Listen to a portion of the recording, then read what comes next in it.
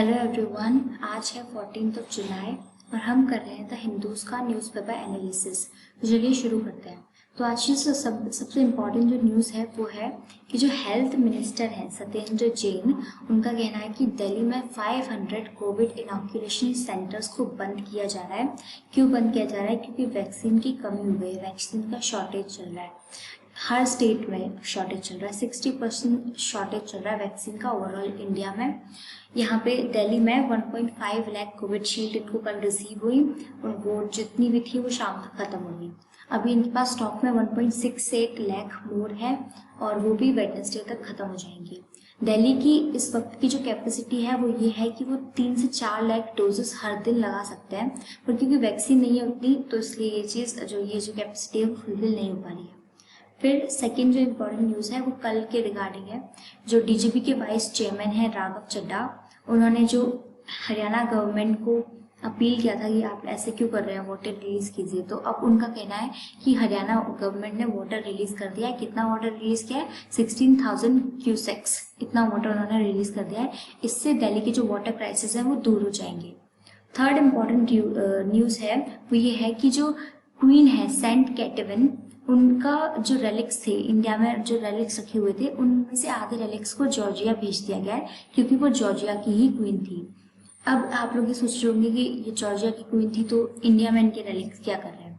Relics मतलब होता है पास्ट का कोई भी रिमेन जो आज के टाइम पे भी अभी भी सर्वाइव कर रहा है। तो इनके रेलिक्स इंडिया में ऐसे आए कि जॉर्जिया की ये जो क्वीन थी इनको असैसिनेट किया गया ईरान में, सफाविद रूल वाले ईरान में इनको असैसिनेट किया गया था। वहाँ से पोर्तुगीज जो थे, जो गोवा में रूल कर रहे थे, पोर्तुगीज उनकी डेड बॉडी को यहाँ ले आए थे और यहाँ के सेंट ऑगस्टिन चर्च में इनकी डेड बॉडी को रखा हुआ था। तो अब 2005 में इसकी डिस्कवरी हुई और जब पूरा इनका पता लगाया गया, डीएनए वगैरह मैच किया गया, तो पता चला कि सेंट कैटविन क्वीन है ये जॉर्जिया की। और अब इनकी रेलिक्स को, आधे रेलिक्स को भेज दिया गया जॉर्जिया, बाकी जो आधे हैं वो इंडिया में हैं और उनका डिस्प्ले होगा गोवा में। फोर्थ न्यूज़ है कि जो बो वैली है हिमाचल प्रदेश की, वहाँ पे एक लैंडस्लाइड आई और उसमें एक वुमेन की डेथ हो गई। हिमाचल प्रदेश के सीएम जयराम ठाकुर, उन्होंने कहा कि जितने भी लोगों का घर बर्बाद हुआ है उनके लिए नया घर बनाया जाएगा। और उन्होंने साथ साथ में यूनियन गवर्नमेंट को शुक्रिया किया कि उन्होंने सही टाइम पे आके रेस्क्यू कर लिया। रेस्क्यू टीम का नाम है NDRF, जो कि है national disaster response force. Fifth news है हाई कोर्ट दिल्ली ने ऑर्डर दिया है साकेत घोसले को, जो कि एक फ्रीलांसर है पेशे से, उनको ये ऑर्डर दिया है कि आप ट्विटर से अपनी डिफेमेटरी ट्वीट्स को हटा दें। ये जो ट्वीट्स हैं ये रिलेटेड हैं यूनियन मिनिस्टर हरदीप पुरी की वाइफ को लेकर, और ये ट्वीट्स उनको डिफेम कर रही हैं। तो उन्होंने कहा है कि आप इन ट्वीट्स को हटा दें, नहीं तो हम ट्विटर से कह के इन ट्वीट्स को हटवा देंगे।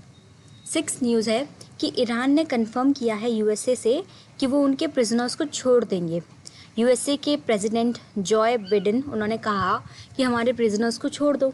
तो ईरान ने कहा कि हाँ छोड़ तो देंगे, पर उसके बदले में आपको हमारे सारे प्रिजनर्स को छोड़ना पड़ेगा। जितने भी ईरानियन प्रिजनर्स आपके पास हैं सबको, सिर्फ USA के नहीं, वर्ल्ड वाइड ईरानियन प्रिजनर्स को, ये कह के उन्होंने USA को समझाया। सेवन्थ न्यूज़ है कि गूगल को फाइन किया गया है 500 मिलियन यूरोज़ फ्रांस द्वारा। फ्रांस ने क्यों उन्हें फ़ाइन किया है? क्योंकि उसमें कुछ कन्फ्लिक्ट कर दिया था उन्होंने फ्रेंच पब्लिशर्स की पेमेंट को लेकर। तो गूगल को इस चीज़ के लिए फ़ाइन किया गया। एथ न्यूज़ है तालिबान ने कहा है कि हम अपनी कंट्री की सिटीज़ के अंदर फ़ाइट को टॉलरेट नहीं करेंगे, ना ही हम फ़ाइट करना चाहते हैं। साथ साथ में उन्होंने तुर्की को भी वार्निंग दी है कि आप हमारे इंटरनल अफेयर्स से दूर रहिए, आप क्यों हस्तक्षेप कर रहे हैं हमारे मामलों में, दूर रहिए इनसे।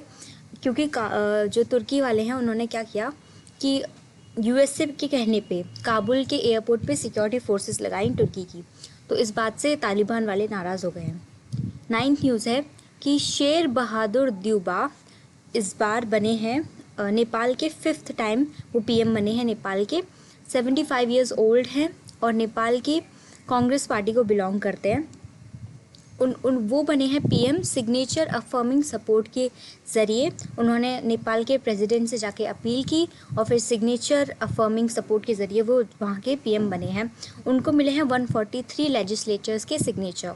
तो यही था आज की न्यूज़ में।